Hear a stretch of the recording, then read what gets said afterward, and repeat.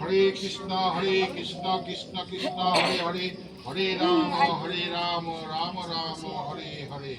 শ্রীমদ্ ভাগবত গীতা। ওম অখণ্ড মণ্ডলাকারং ব্যক্তঞ্জন চরাচরং তৎপদং দর্শিতাং জনতাং মৈত্রী গুরুবে নমঃ। হরে কৃষ্ণ কৃষ্ণ কৃষ্ণ হরে হরে, হরে রাম রাম রাম হরে হরে। ওম তৎসৎ। ওম নমো ভগবতে বাসুদেবায়। ওম নমো ভগবতে বাসুদেবায়। ওম নমো ভগবতে বাসুদেবায়।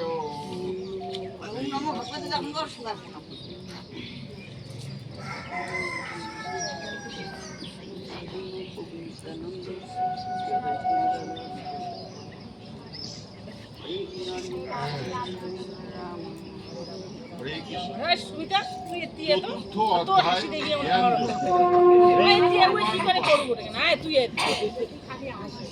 ইমং শ্লোক নম্বর 1।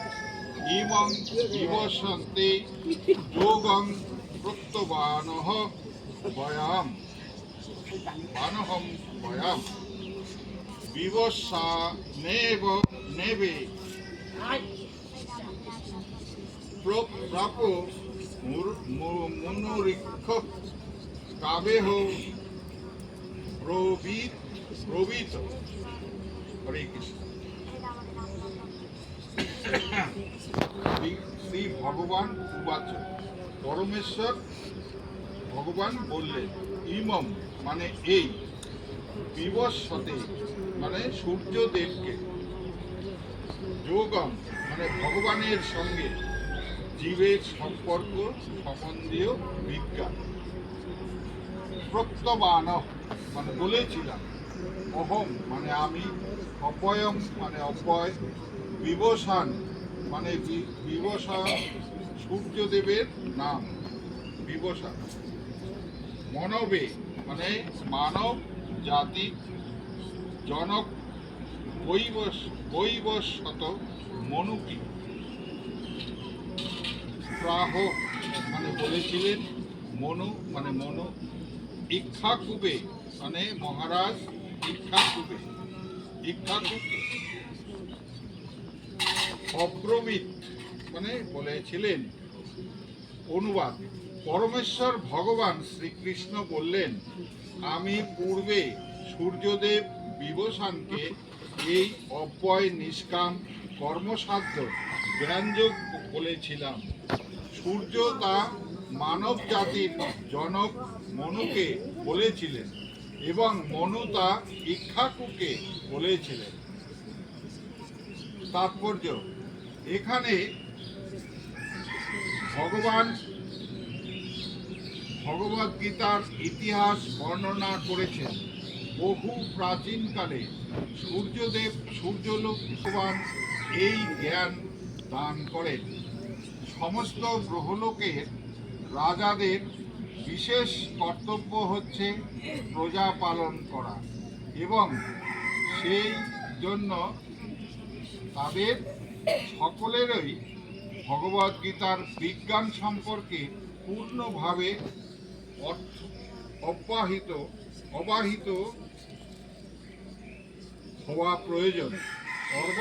হওয়া প্রয়োজন, যাতে তাদের প্রজাদের পারমার্থিক লক্ষ্যের দিকে তারা পরিচালিত করতে পারেন।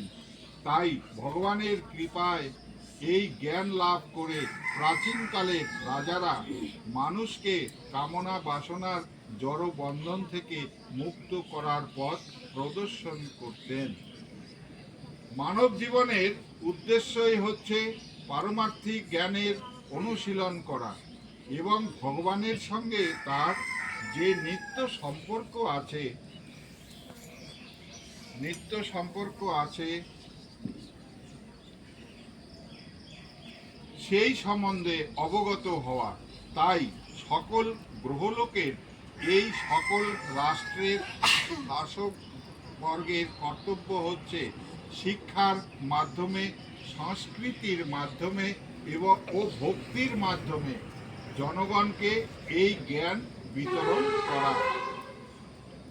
পক্ষান্তরে বলা যায়, সকল রাষ্ট্রের কর্ণধার এবং সমাজের নেতাদের একমাত্র কর্তব্য হচ্ছে কৃষ্ণ ভাবনার অমৃত বিজ্ঞান সকলের কাছে এবং মানব জীবনের সুযোগ সুবিধা কাজে লাগিয়ে সাফল্যের পথে অনুসরণ করতে পারে।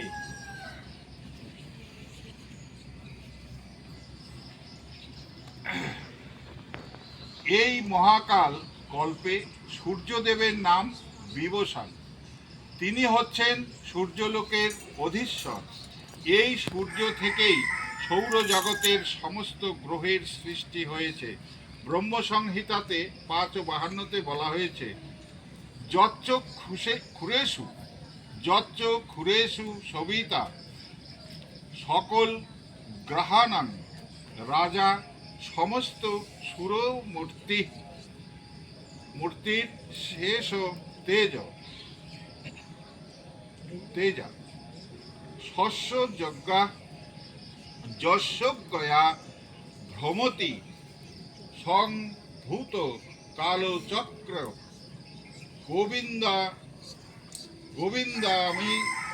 গোবিন্দামিদি পুরুষং তমহং ভজামি। ব্রহ্মা বললেন, সমস্ত গ্রহের রাজা অবশেষে তেজ বিশিষ্ট সুরমূর্তি সবিতা ও সূর্য জগতের চক্ষু স্বরূপ।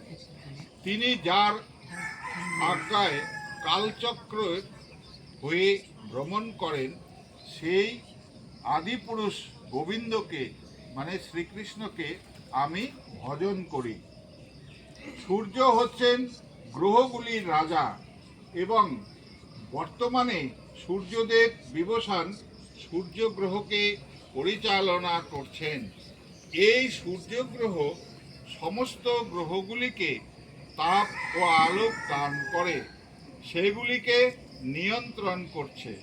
ভগবান শ্রীকৃষ্ণের আদেশ অনুসারে সূর্য তার কক্ষপথে পরিভ্রমণ করছেন। এই সূর্যদেবকে ভগবান শ্রীকৃষ্ণ তার অহৈতুকী কৃপার ফলে প্রথম শিষ্য রূপে গ্রহণ করে। তাহলে শ্রীকৃষ্ণ ভগবান সূর্যদেবকে প্রথম রূপে শিষ্য গ্রহণ করে। ভগবদ্গীতার ভগবদ্গীতার জ্ঞান দান করেন। এই থেকে আমরা বুঝতে পারি ভগবদ্গীতা প্রাকৃত পণ্ডিতদের জল্পনা কল্পনার সামগ্রী নয়। গীতা শরণাতীত কাল